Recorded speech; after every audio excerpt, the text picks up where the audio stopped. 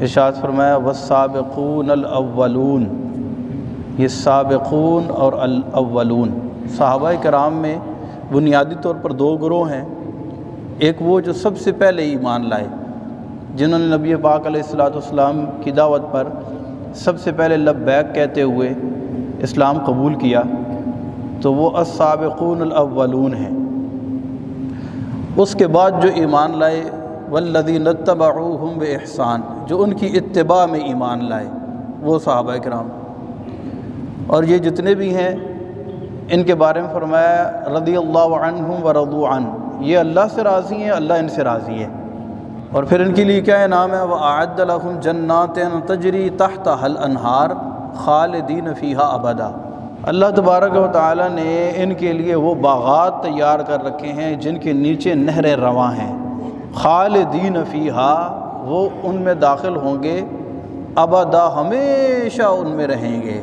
تو اللہ تبارک و تعالی نے ان صحابہ کرام علیہم الرضوان کو وہ جنت عطا فرمانی ہے کہ جن کے نیچے نہریں رواں ہیں، اور وہ اس جنت میں ہمیشہ رہیں گے۔ ان صحابہ کرام علیہم الرضوان میں بعض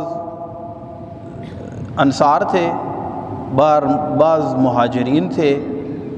بہرحال جو بھی صحابی رسول ہے، یہ ایک قاعدہ کلیہ آپ ذہن میں رکھیں کہ جو بھی صحابی رسول ہے، اور صحابی کسے کہتے ہیں؟ جس نے ایمان کی حالت میں رسول اللہ صلی اللہ علیہ وسلم کی صحبت پائی ہو، اگرچہ وہ ایک لمحے کے لیے ہی کیوں نہ ہو، تو وہ صحابی رسول ہے۔ ان تمام صحابہ کرام علیہم الرضوان سے اللہ تبارک و تعالی نے جنت کا وعدہ فرما رکھا ہے، اور ارشاد فرمایا وَكُلًّا وَعَدَ اللَّهُ الْحُسْنَى، حسنہ یعنی جنت کا وعدہ اللہ تبارک و تعالی نے ان سے کیا ہے۔ اور نبی پاک صلی اللہ علیہ وسلم ارشاد فرماتے ہیں کہ اصحابی کالنجوم، میرے صحابہ جو ہے یہ ستاروں کی مانند ہیں، فَبِأَيِّهِمُ اقْتَدَيْتُمْ اِهْتَدَيْتُمْ، تم ان میں سے جس کی بھی پیروی کرو گے ہدایت پا جاؤ گے۔ تو صحابہ کرام کو ستاروں کی مثل قرار دیا اللہ کے نبی صلی اللہ علیہ وسلم نے، اور ارشاد فرمایا کہ میرے اہل بیت کی مثال کشتی نوح کی طرح ہے۔ اب ان دونوں کی آپس میں مطابقت دیکھیں، بڑی حسین ہے۔